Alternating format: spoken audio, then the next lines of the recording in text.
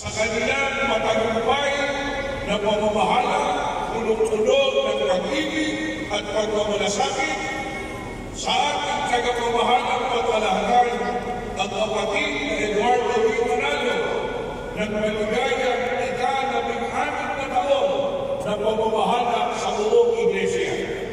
Kapatid na Eduardo V. Manalo, mahal po namin kapatid, meron po natin sabihin sa inyo ang mga kapatid dito po sa Santa Rosa City, Laguna.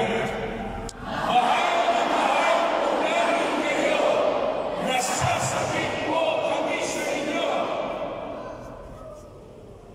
Okay tayo?